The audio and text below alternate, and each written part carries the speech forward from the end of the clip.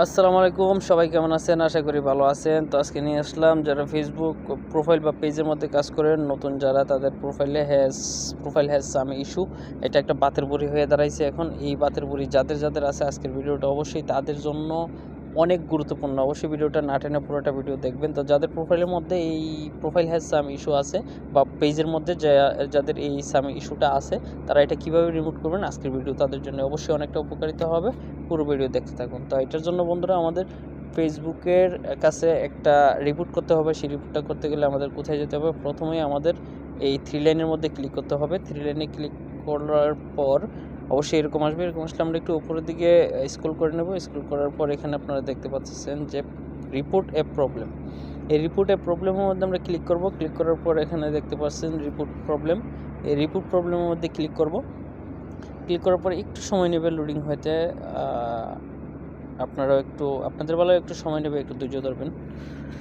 হ্যাঁ, এখানে এখন দেখতে পাচ্ছেন যে এখানে ইনক্লুড একটা অপশন আছে, সেই ইনক্লুডের মধ্যে ক্লিক করবেন। ইনক্লুডের মধ্যে ক্লিক করার পর অবশ্যই আপনাদের যাদের পেজের মধ্যে এই সমস্যাটা তারা পেজ সিলেক্ট করবেন, যাদের প্রোফাইলে এই সমস্যাটা তারা প্রোফাইল সিলেক্ট করবেন।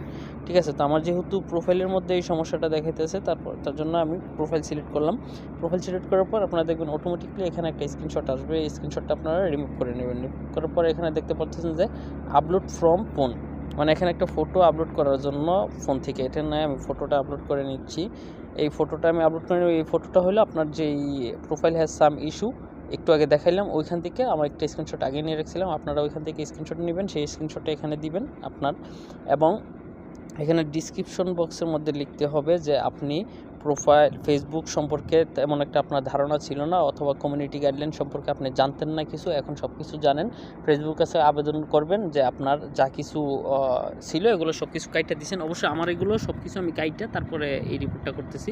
আপনাদের ভালো, আপনাদের যেটা অন্যের ভিডিও বা কোনো সেক্সুয়ালি কন্টেন্ট বা কোনো রক্তপাত কোনো জিনিস আছে সেগুলো আপনারা কেটে দিবেন। কেটে দেওয়ার পরে এই রিপোর্টটা করবেন। ঠিক আছে, তো এই রিপোর্টটা যখন অবশ্যই এই লেখাটা আপনাদের আমার ইউটিউব ডিসক্রিপশন বক্সে আমি এই লেখাটা দিয়ে দেবো। আমার প্রোফাইলের যে লিঙ্কটা আছে সেটাকে আপনাদের প্রোফাইলের লিঙ্কটা বসাই দিলেই চলবে।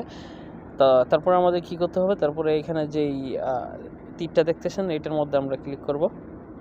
ক্লিক করার পর কিছুক্ষণের মধ্যে ফেসবুকের কাছে এটা চলে যাবে, একটু ওয়েট করেন। হ্যাঁ, এবার ফেসবুকের কাছে এটা চলে গেছে। তো এটা ফেসবুকে এখন রিভিউ করব 2 দিন কিংবা 3 দিন, এমনও 1 সপ্তাহ লাগতে পারে।